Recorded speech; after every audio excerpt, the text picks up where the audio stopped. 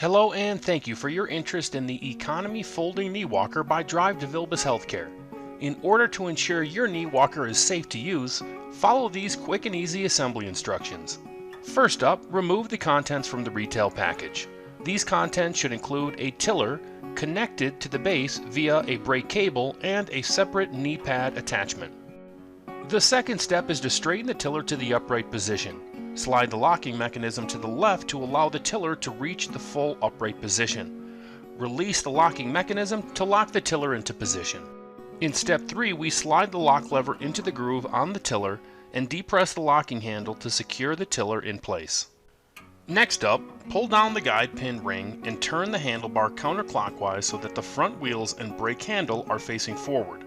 Release the guide pin so it sits between the guide stops. Be sure that the brake cable is not twisted.